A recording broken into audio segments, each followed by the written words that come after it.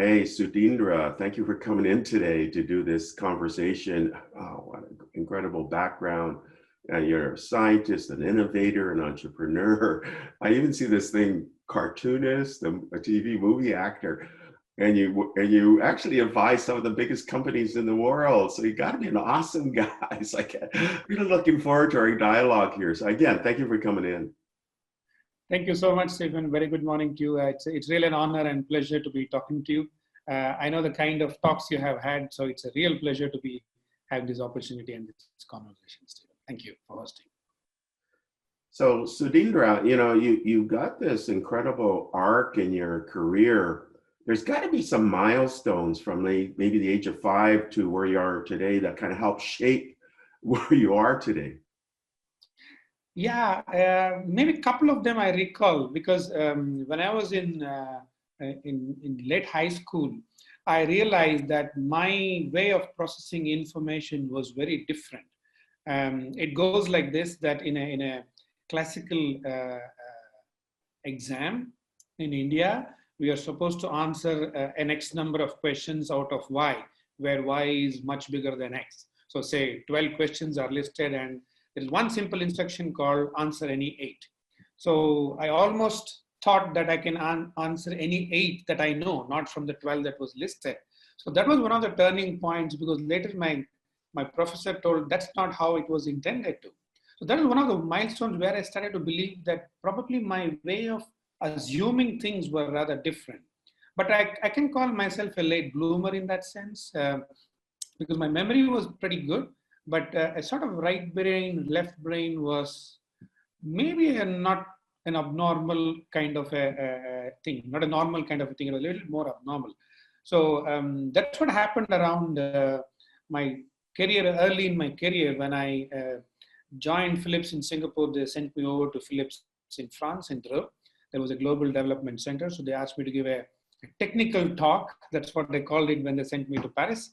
I went down there and there were people who were having experience larger than my age at that time. I was 24, 25 and they worked in television for 30 years or so. So I said, okay, I will just share what I know and stuff like that. And it went very well. And I came back and in the hurry, I thought I will never go back to Paris. So I rushed to Eiffel Tower and had a look at Eiffel Tower and then came back to Singapore. I was Singapore at that time. Then my boss calls me the next day and says, you know what, how did the meeting go, by the way? I said, pretty good, I think. They said, it went okay. And what did you hear? To my boss, I asked. He said, look, they were very happy. I said, okay, are we done with the conversation? No. So you're going to lead this global project. So I jumped out of my chair. I said, you must be joking. He said, why? I'm just 25. And then is ready. Okay, you have to become ready. That was one of the biggest turning points, Stephen, which made me perhaps you used a very beautiful phrase, the arc of my career. I think the first dot was there, in fact.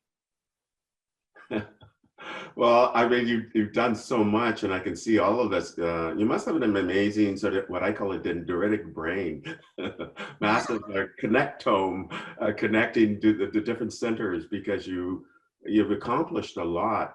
So what do you consider some of the things that are the passions in your life today, for example? I still feel there is something that I aim for is a good quality of work.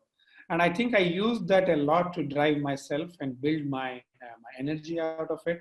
I think if there is a certain bar for a task that is expected, I always think it is fair to deliver above that. And it does not matter much more or a little bit more, but more is what drives me. I think that kind of an approach helps me find ways which do not normally what people take normally may not be what I take usually. That helps me find different ways. In fact, I joke to people that if a lot of people are doing it in a particular way, don't do it that way. One, you will find less competition another way. Two, it's much more easier to succeed because you have your own unique way. Of course, you have the risk, but that's what drives me as well today as well, Stephen. So I think the risk that goes with the reward, but more in a unique way. Either it's in the way or if it's in the way we end up with the result. That's a unique thing. And like you said, I think there is for a given skill of a human being, there are 10 things we could do. There is no one-to-one, but there's a one-to-n mapping. And then, for example, if you're creative, you could be in arts, you could be in visual, it could be in spying, it could be in many, many different things. I think that's a way to explore where all you can use that one thing is what is driving me at the moment, Stephen. So can you tell me, what you do right now in terms of your different aspects of your career? I mean, for example, in the past year, and then what you hope to do in the next year coming up. Yeah. So just a couple of years ago, I had written myself off as a complete non-starter for an entrepreneur. So while I was working as vice president, I had tried 0.25 entrepreneurship. That somewhere in my mind, I used to do entrepreneurship. Then I stepped up to 0.5 entrepreneurship, where I used to spend some hours per week on entrepreneurship. Then I very quickly realized it's going nowhere. But 2016, it all changed when a lot of people used to ask me to help them innovate as a person, as a company and such. So when I saw that more and more people were asking for it and I could help them, I realized that perhaps this is a calling. So what I do now is help all the big companies that I work with right now. One, help their people to realize their potential as innovators. I think that's something that we have underplayed a lot. That's my area of research as well, which I do. How to unlock people-centric innovation, where people become the center of innovation.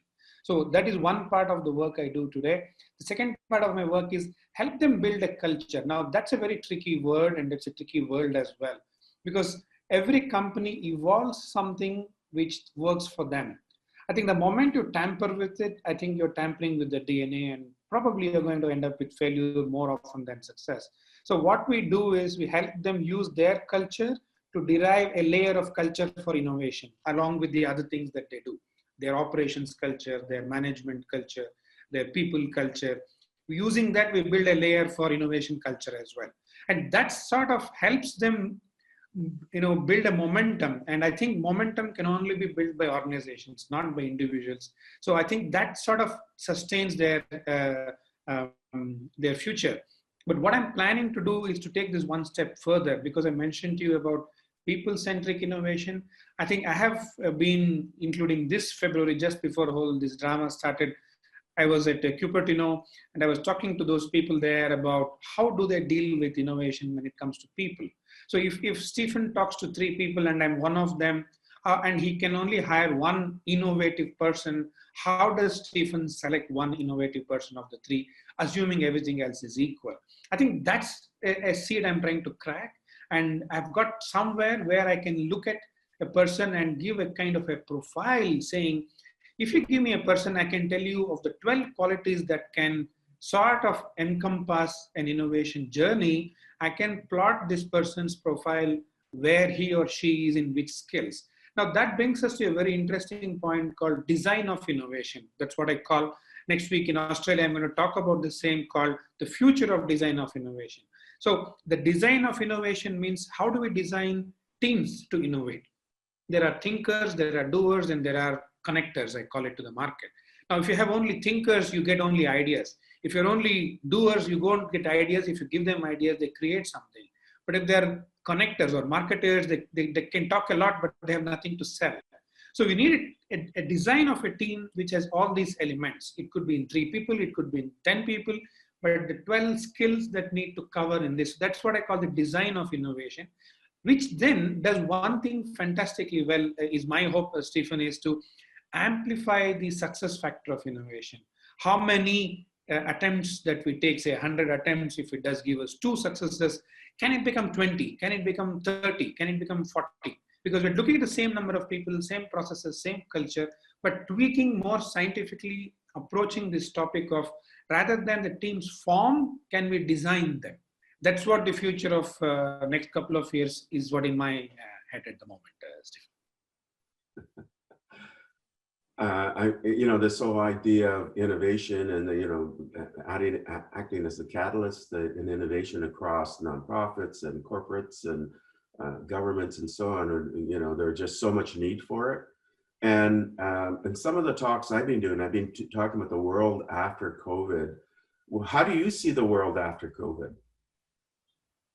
I think I have been dwelling about it a lot. My way of assimilating the world is to, can I simplify my understanding into a single line? Then I feel comfortable that I have reasonably understood it. So the post-COVID world, the way I see it is, the what will not change, but the how will change. That's how I have perceived the world. For example, if it could be an innovation-led growth for business, or a people-centric society 5.0, or whatever we are looking at, I think that what's that we had planned for before COVID would remain, but maybe the way we had planned to get there will change. The how will change. So to me, in a simple way, it is like the what will remain, but the how will definitely be either in some aspects it will be accelerated, because it was more or less what we were trying to do, for example, digital transformation, but maybe the people centricity, the touch part of the people with respect to empathy. How do you do empathy remotely? I mean, that's the hardest thing that we could, it's almost a paradox. So, but the how will have to change, I believe. That's interesting. Increasingly you get consumers online, businesses are online, you get workers online. In some places of the world, the internet usage has increased by 50%. As I mentioned earlier, before we started our recorded chat, I talked about Zoom going from 10 million users per day up to 3, maybe even 400 million users. In fact, I interviewed their CIO, Harry Mosley, not too long ago. And so, what's your view of this digital transformation? Do you think it's permanent and it's going to accelerate what some people call society 5.0 or the fifth machine age, or do you think it's going to go back to somewhat the way it was before? I think it will accelerate, in my opinion, but I think it will affect different economies differently. Of course, different schools of thought say how much of these things can be digitized. Of course, you have 40%, you have 95%. I think it depends on what aspect of transformation you're talking about. But overall, I strongly believe it will accelerate and it will speed up many aspects. Let's take, for example, in my country, in India, just before this, couple of years ago, we went on a massive drive on digital banking. Of course, not knowing about COVID, but then it became a big boon during COVID times that even the smallest traders had access to money without touching the money. So I think that sort of gives us a confirmation or an assertion that this will only amplify.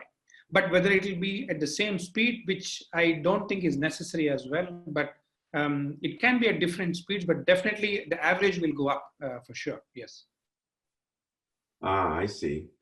It's interesting. I mean, watching medicine and, telemedicine and all aspects of using 5G, remote assistance, using artificial intelligence, big data, and AI for managing even platforms and so on. That was supposed to be 10 years. It's all happening now, right? So it's just fascinating.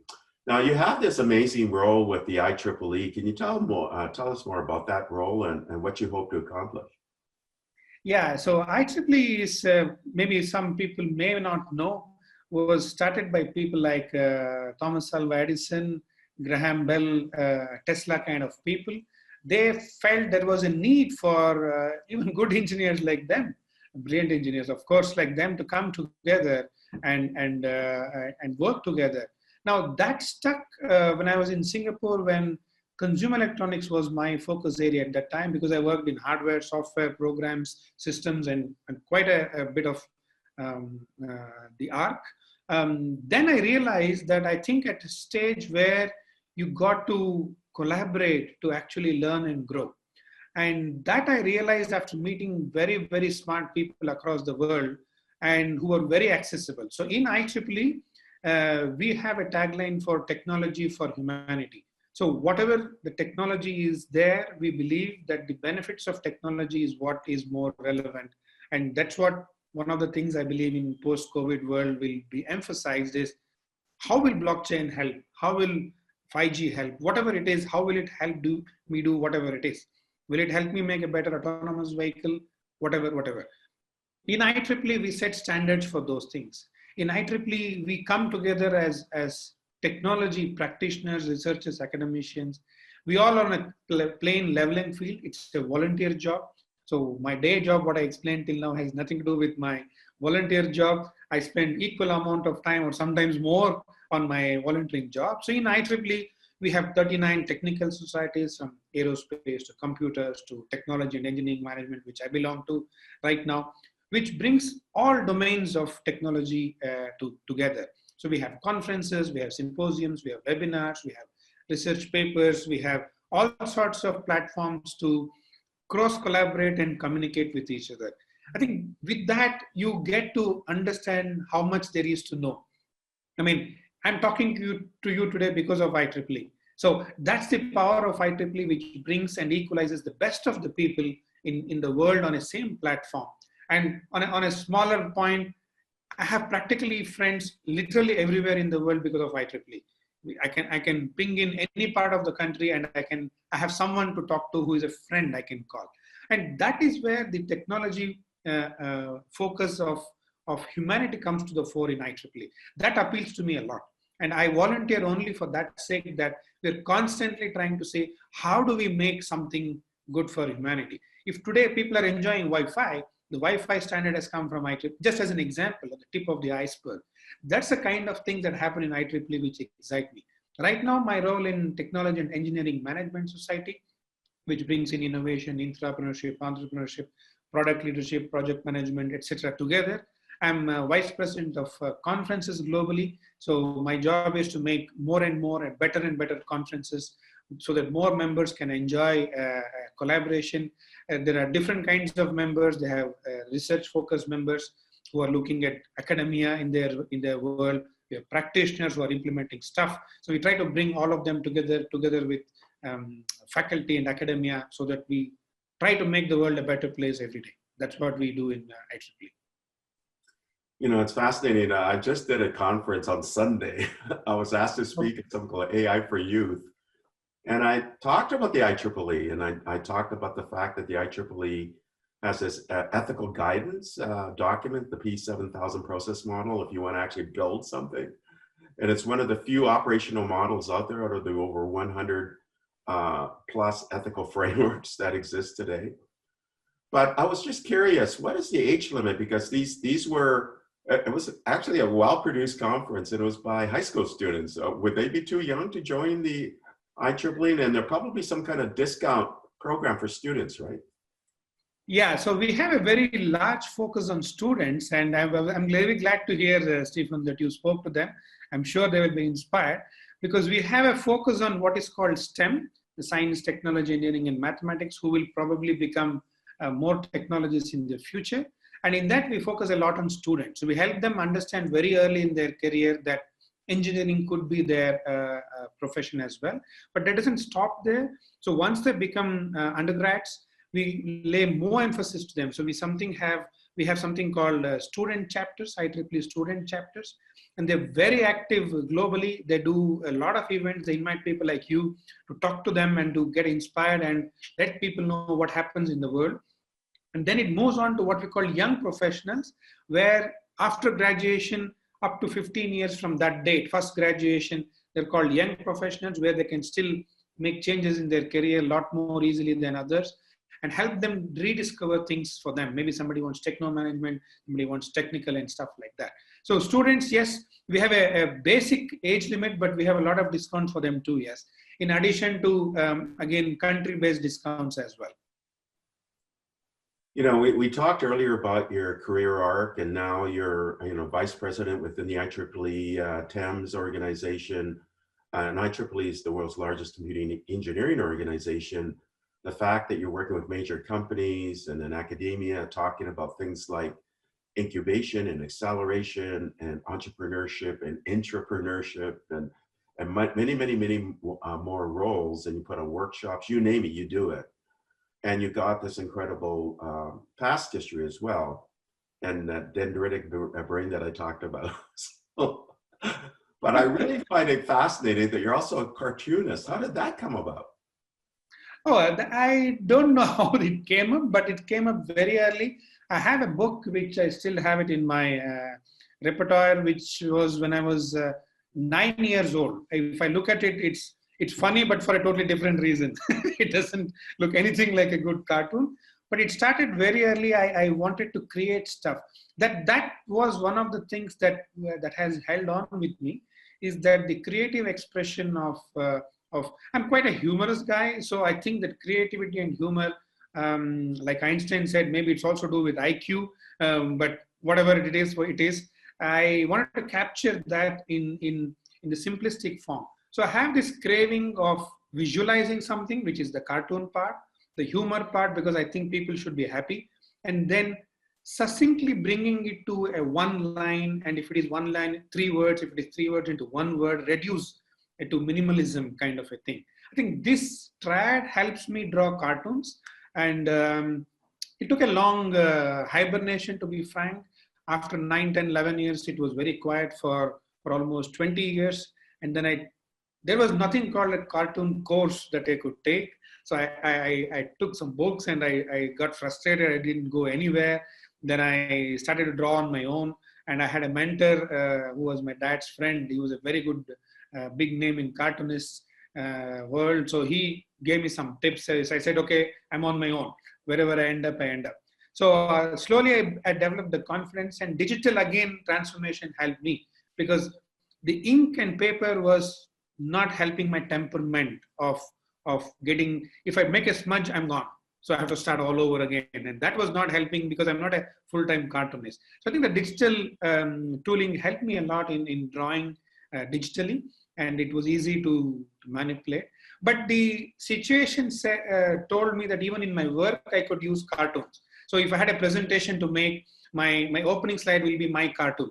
So people will sort of get intrigued, and they used to always give a good feedback that, you know what, that sort of sets the tone for the discussion or puts a bad message in a good way, whatever it is.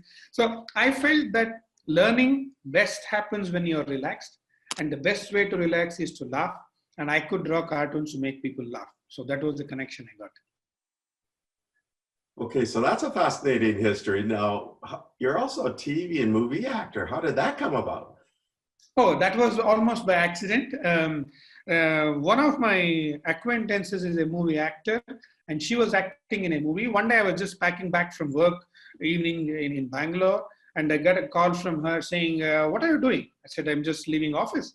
So I'm quite fit. So I work out and stuff like that. So I'm reasonably fit. So she knew that, of course, and she said, why don't you come to this place? I said, it's quite far. I said, it's okay, but you just join, I'm there for a shooting. I said, okay, I'll come. As soon as I walked to that place, which took about 40 minutes from where I used to work, she said, we have an offer for you. You are going to play a cop. So here is the director and here is the costume designer. So they're going to tell you what to do. So, okay, thank you for coming. I said, you just called me to have a chat, I thought. He said, yeah, but why don't you do this while we chat? And that was a turning point. And when I put on the dress, I still have pictures of that. People asked me, were you actually a cop before? Because I looked like a cop in that. And then people said, I think you have this interest to act. I said, if I act, there is this voice dubbing, which is a technically challenging part, because you have to lip sync after everything is done. So I said, I'm going to do that also. They said, okay, fine. So, but that's difficult. I said, that's why I want to do it. So then I did one, then it became two. Then they said, they were doing a cookery show. They said, we are looking for an engineer to be on a cookery show. So not just people who cook to be on a cookery show. Are you willing to, because you have an artistic bend of mind, because you're a cartoonist and you act and acted in 3 movies by that time. I said, okay, I am okay to try that also. So I knew a couple of dishes, of course, Indian dishes. It was an Indian cookery show, so it was easy.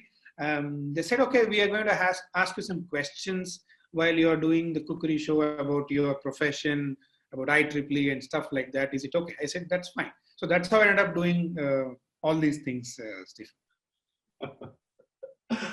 That's amazing. In between, I used to have this itch to not stop there, So I did scuba diving, I flew a Cessna, just to put myself in a situation where I'm not always comfortable. I think that's what I. You're this Renaissance individual. You just said scuba diving, flying, a cartoonist, TV actor, movie actor. You're on a cooking show as well. You're a chief innovator. You're a founder of companies. You're vice president with the IEEE. You work with companies like General Motors and Mercedes and Volvo. Yes. Okay, so is that what you do for fun, or is there some other activities that you got to do for fun and relaxation? Well, I love to entertain people. So when people are around me, I sort of become the anchor. So I do stand-up comedy as well. A couple of shows I have done stand-up comedy. I studied in one of the premium B schools of India called IM. There is an Indian Institute of Management. So I did a couple of shows for them, and I feel there is more to express with a particular talent. So I still have my list. I want to do horse riding, among other things, and let's see where it takes me. Well, wow, that's kind of incredible, just all of these things that you do and do well. Now, what do you hope to accomplish, let's say looking 5 years into the future? Where do you want to be?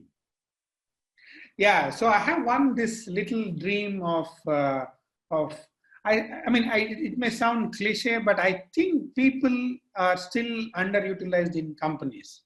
So this realization happened about 2014 to me. I filed for 6 patents in 3 months, okay? And I didn't think about it that it was a big deal. But a lot of people started dropping in my office after that, because the news spread that this guy has filed for 6 patents in just 2 months or so. I didn't sense that till one of my close friends walked in. I said, why are people suddenly showing interest in me? I mean, we used to always have a talk, but why are they dropping in and talking to me? And they suddenly used to take up a hint, leave a hint here and there. Can we do a joint patent, etc., etc. Then he told me, look, people are thinking that there is some trick, to do, innovation and patents, and they want to learn from you. That struck me then and there, that there is something here. And 5 years later, 2018-19, we did a survey, a research with all the tech companies that you mentioned, General Motors, Volvo, Motorola's, Intel's here, because Bangalore has every lab of technology. We came to the conclusion that close to 4% of the people, and these are the best of the people, Stephen, who work in these tech centers, are the best of the people available in terms of talent in this country. Even in those centers, not more than 4% of the people are actively expressing their talent in terms of innovation in creating new stuff. 96% are busy doing more regular routine stuff, which they are very much capable of creating new stuff. So my so-called tick-off point left, big one, is how can I move the 4 to 40%, maybe the 40 to 80%, maybe 90-ish, maybe not 100, it's still okay. So if every company who has 100 people, if only 4 of them are being used well for innovation, can I push it to 90 before I hang my boots? That's what is driving me. So you're mining the sort of the secret of getting this talent exposed in these different innovation centers and so on. So what kind of qualities or what kind of techniques do you use to get that sort of innovation thinking out, to get people more talent or sort of innovation oriented? And are there maybe 5 attributes that you think really are the basis for continuing innovation? Yes. So when I did my TEDx talk, I tried to converge on these things as well. So basically, there is a 3-step model that we have, a kind of as a blueprint is know it, okay, then learn, do it, then show it. So know it is where you read a book, you see a video, etc. Do it is when you create something. Your knowledge becomes confidence. Now, when you show it, now that's a tricky thing. The difference is between like reading a newspaper or writing a column on newspaper. There's a world of difference. It might be 200 words, but you cannot just throw up 200 words which makes sense. You need to put a lot of thinking. That conversion makes the confidence become conviction. Now, innovation is a lot about conviction. You need, because it is so much similar to driving, Stephen. I always give that as an analogy that if I'm tutoring someone to drive a car, I cannot give him a blueprint saying which day, which time he has to press brake or change gear. It's impossible, right? But we can give them a sufficient amount of guidelines to say under what situations will you apply brake, under what situations will you slow down, in what situation will you speed up. That comes by conviction, and the good drivers are always confident, conviction oriented drivers. So our philosophy is to make people do stuff. Now, how do we do that is very simple. If I talk to a General Motors or a Volvo, I ask them, where do you want innovation? Don't give me open check. Tell me what are your strategically important areas to you. Is it autonomous vehicle? Is it level 3 vehicles? Is it electric vehicle? Is it multiple of this? Just give me what are your strategic areas for growth. With that, we help people to innovate in these areas. Now, that's where the design aspect of innovation comes in. This already by design, your success rate is increasing because you're innovating in the areas where it is relevant to the company. Now, using this, if the people can develop the skills to innovate, we get two things in the same program. One, business relevant innovation, because you're innovating in those focus areas. Two, people who are skilled innovators. So even if you don't succeed first time, these people become very independent, capable, conviction, and confident innovators who can do it time and again. Now, if you cover 20 people at a time, for example, if there is 1,000 people company, in 2 years, we used to have a complete turnover. And that sort of builds these things. And this is, like I mentioned earlier, there are about 12 skills, Stephen, but basically some of them are observation, some of them are ability to experiment.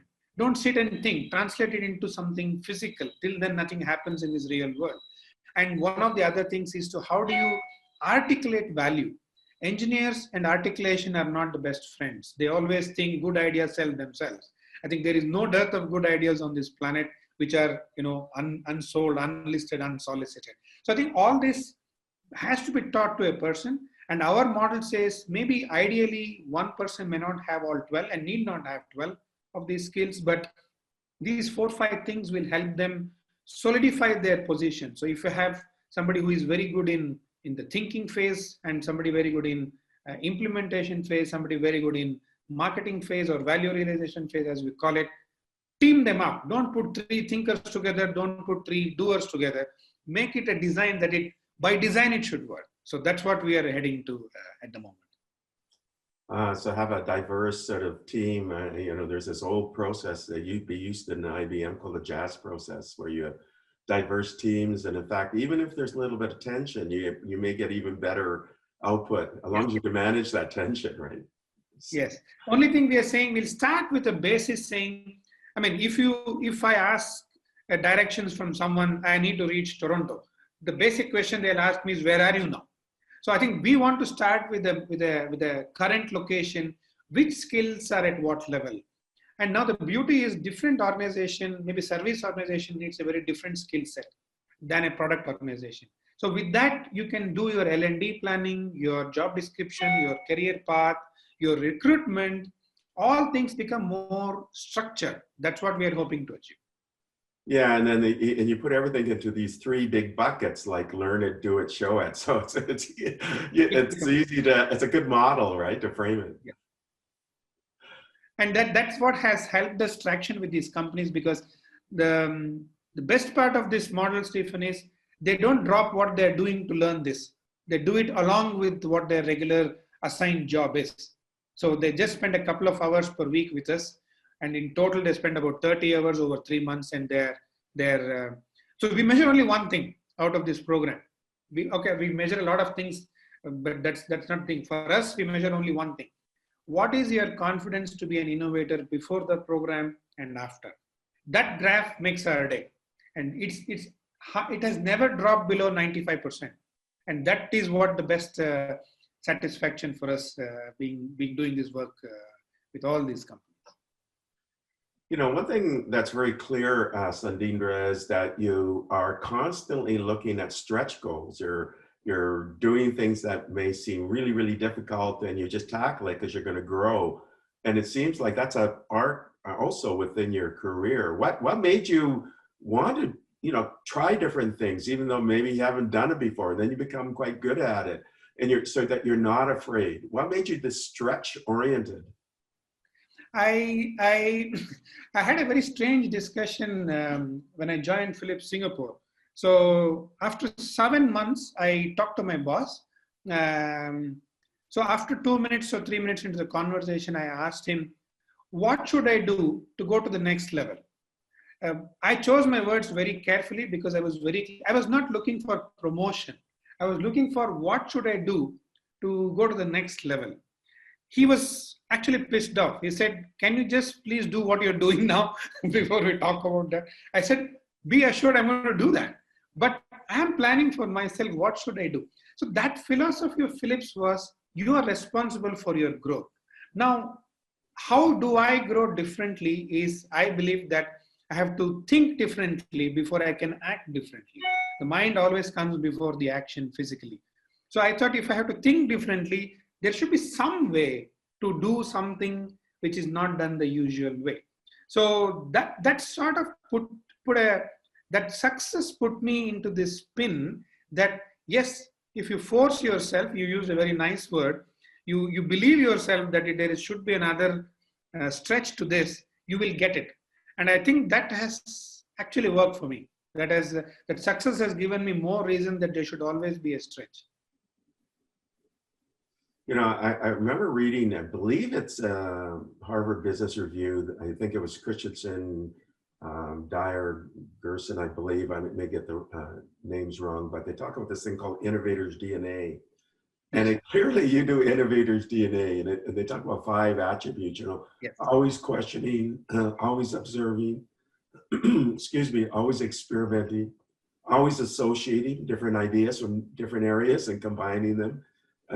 I call that analytic thinking. And then networking, that is working with diverse people clusters. And you do all of that. And they say people who do that make the best innovators. I can see you have all of these attributes. I mean, in my 20 plus patents, Stephen, I have patents in video signal processing when I was doing hardcore video processing. So I'm a very picture processing engineer. I used to do picture performance. I used to do system engineering. I have patents for data. I have patents in airport, how to trace a person in a big airport.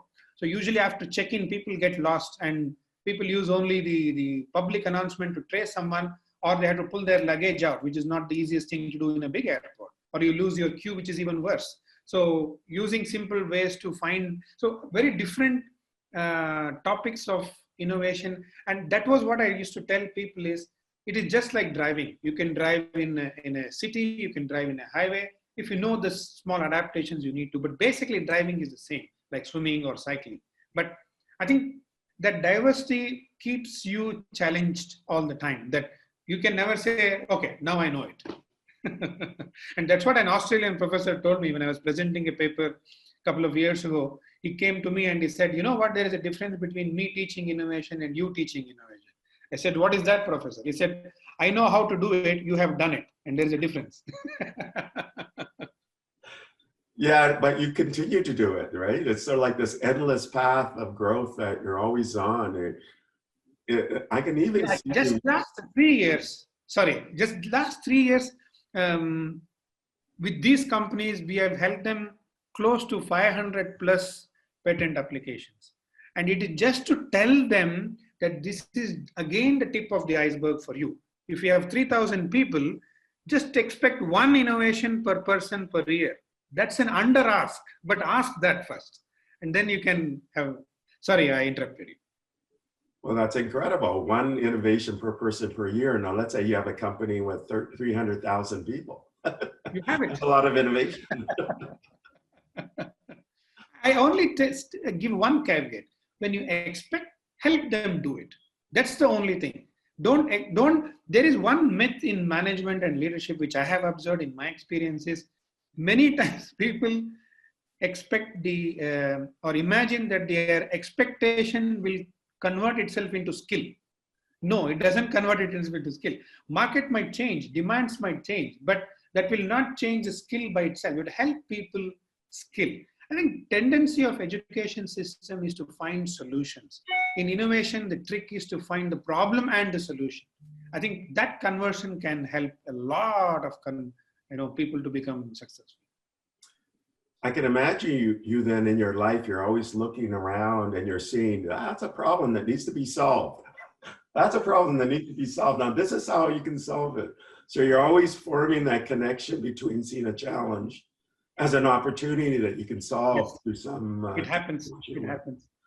3 years ago, Stephen, exactly what you said happened. I was driving at night in one of the highways to an university for the next day. There was a workshop. Like I said, I work with universities in helping them with workshops, syllabus and stuff like that. I was the only car at night and all the highway lights were on. I said, this is a waste, because the lights don't know where I am. It's switched on all the time. So there should be a moving window of street lights. And of course, in my day-to-day schedule and priorities, it was not at the top. 1.5 years ago, Sweden has implemented that. A 150-meter window where if there is a car, it keeps the light switched on and off in that fashion. So they are very real-world problems that we can solve. Only, wish we have more proactiveness than I have now. Yeah, but you got to have your mind in that mindset, right? Where you're questioning all the time. I believe that, yes. So we're at the end of our discussion here. Are there some sort of takeaways that you want to give to the audience just based on your tremendous experience that you have? Yeah, so I think what happened to me was, like I said, if I look at my education, so I'm an engineer, I did my management education. Sometimes I joke that to figure out what did I miss, maybe not much, but that's okay. Then I wanted to learn strategy. So I did from the best of the business schools in India. Then I did my PhD in innovation. And from my work, I did hardware, software, programming, customer, people, center development, etc. So my only thing is, if you want to do something, you need to first kind of visualize. Maybe it's a physical role model, maybe it's a virtual role model.